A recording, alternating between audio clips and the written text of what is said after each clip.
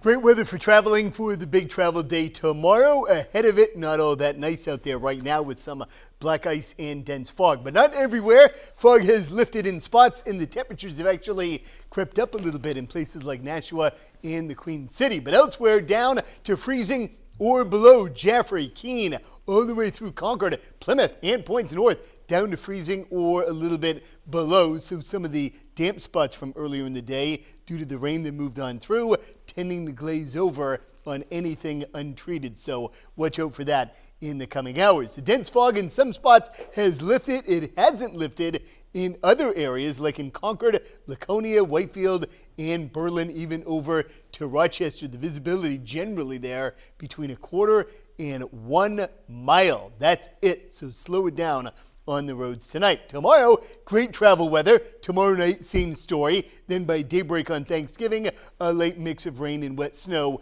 will begin to move on in. However, the high impact alert weather lines up for the afternoon hours on Thanksgiving in the heaviest north and west of Concord. Now, that line may shift a little bit down towards the state capital or even as far south as Hooksett. We'll have to fine-tune that track as we get a bit closer during the daylight hours tomorrow, so stay tuned to the exact track and any fine-tuning to that part of the forecast. Where it does stay all snow, 5+ inches with the higher amounts in the higher elevations, and whether it's snow, mixing, or rain, difficult travel a good part of the day, especially when it picks up in intensity during the afternoon and the evening. By the way, the heavy snow, 5-6 inches or more, may result in a few scattered power outages. Shouldn't be a widespread problem. A low chance of a wind gust to 35 or more right near the coast as well later on Thursday into Thursday night. So there could be a few outages there during that time. For now, one system departing did put another little dent in our drought earlier in the day, drying out for a great travel day tomorrow. Right now, the storm that we're tracking split in two from the Rockies into areas west of Chicago. This will tend to fizzle out in time, and the next storm will take shape right around St. Louis during tomorrow morning and the early afternoon. Right around in here, moves through the Ohio Valley tomorrow night, and then the next stop right over New England, including all of the Granite State. So the timeline, 5, 6, 7 a.m., a light mix of wet snow and rain will break out. Treated roads should be in pretty good shape through 9 or even 10 a.m. The amount of precipitation fairly light during the entire morning on Thanksgiving. Then the afternoon takes over, and so does the heavy rain and heavy wet snow.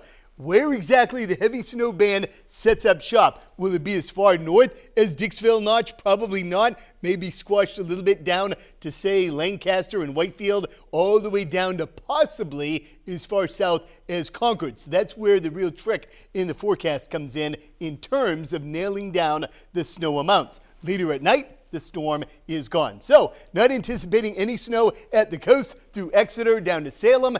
5 to 9 inches northwest of Concord. The real tricky part is the state capital down to Hooksett through Rochester. All of these areas right now, we have about 2, 3, 4 inches of snow, but that could increase a little bit if the track shifts just a bit more to the south. So stay tuned on that one. In the short term, again, great day tomorrow, great weather behind the storm for Friday, Saturday, Sunday, and even early next week. So again, that one big issue for Thanksgiving Day. But other than that, great traveling weather ahead of it and behind it for Friday and the weekend. All right, Mike, thank you.